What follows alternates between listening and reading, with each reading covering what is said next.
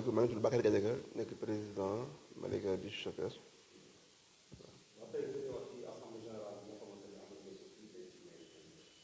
waaw ginnaaw bi nuyoo tous les Malikois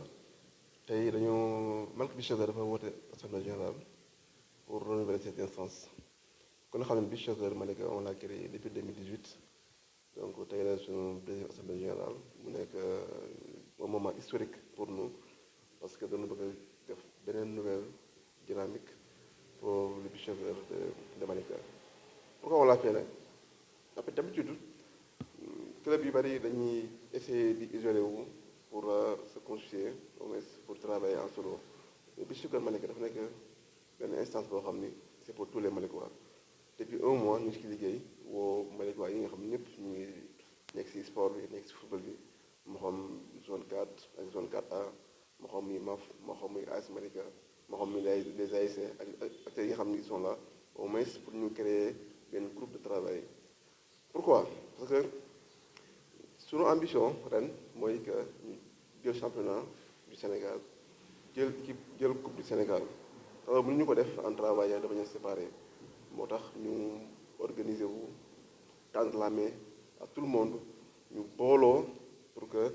Beach Soccer Malika bokk ci les clubs les plus rayonnants au niveau du Sénégal.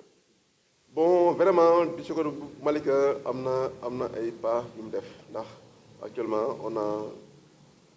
un joueur bu nekk au mondial muy Paparane Gadiaga c'est le moment de l'encourager et de le féliciter di ko ñaan yàlla mu jël coupe bi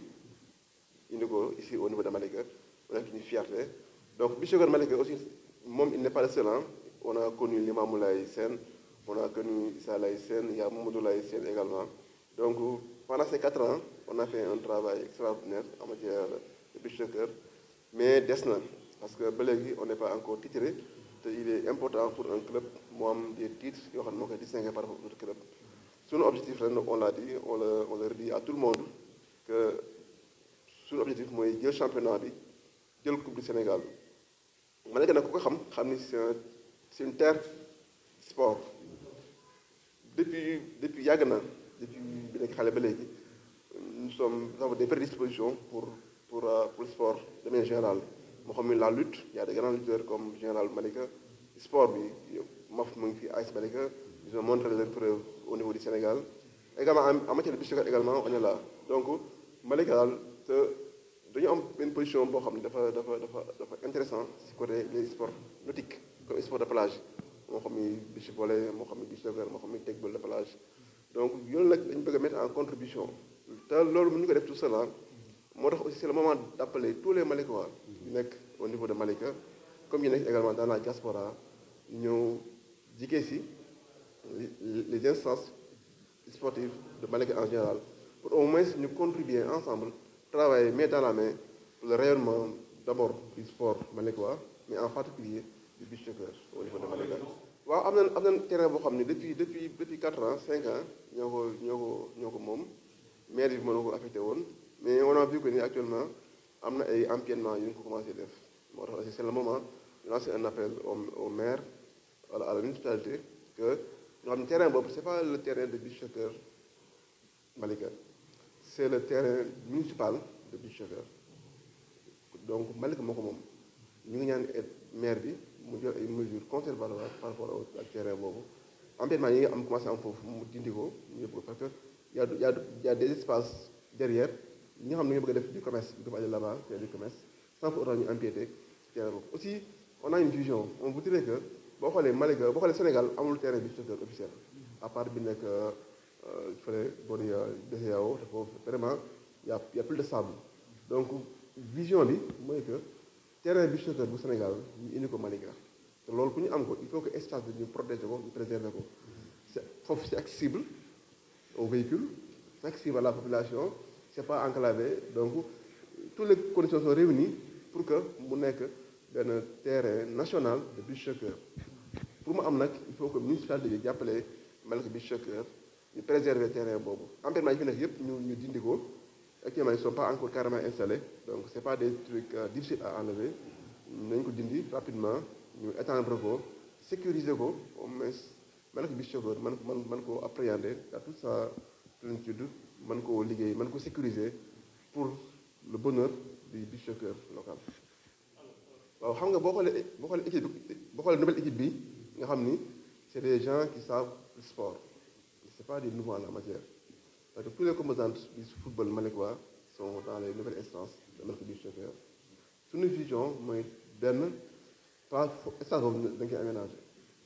mu nekk benn espace d'aménagement pour le sport en général. dina am espace gym boo xam ni y a le plan qui est là benn espace pour ñu def gym ñu def musculation man faa ñëw également dina am espace pour booy kii pare benn buvette bu fa bëgg a aménager au moins ku ñëw def sport nga am foo toog foo naan foo kii y a également des espaces touristiques yoo xam ne nga bëgg a aménager pour que ku bëgg a ñëw toog seetaan match avec sa famille nga def ko en toute sécurité et le terrain va être clôturé on le dit pour que waxtaanee ak mairie ba pare ba mairie bi dindi fa la fa nekk yëpp incha allah dañ ko sécuriser au moins pour que boo fa nekkee nekk si jàmm nga mën a ñëw dugg si jàmm football si jàmm wala si saan si jàmm kon c'est un espace que nous sommes en train de réfléchir ensemble pour mieux l'aménager pour mieux l'équiper mais avant tout on va essayer de le sécuriser. Waaw beach soccer on est affilié donc on est affilié c'est une instance régulière bu affilié à la fédération du football bu Sénégal donc nous sommes reconnus légalement di des nag mooy que ñoom ils font des efforts pour le beach soccer mais on le tend la main on a un espace qui est là ñoom ils ont des moyens il y a un budget qui est dégagé pour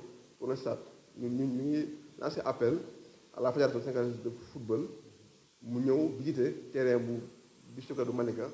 pour en faire un projet national un terrain de beach soccer national en tout cas daal si loolu la ñuy dox si loolu la ñu bëgg ñoom ñu wuyu si ni que ni terrain bi mu ngi nii la municipalité est prête à nous accompagner lépp lu laaj comme aménagement comme appui institutionnel incha allah ils vont le faire mais bëgg na la terrain bi mu nekk benn terrain homologué par la fédération nationale de football du Sénégal. di leen souhaiter ñu gagner ndax ils ont les capacités ça boo xoolee fi ñu jaar ak Espagne ak fi ñu jaar ak Italie kon en principe ils peuvent le faire ils en ont les moyens donc ñu ngi ñaan ñu gagner dem final gagner final bi indi coupe du Sénégal indi ko Malika waaw loolu la ñuy ñaan.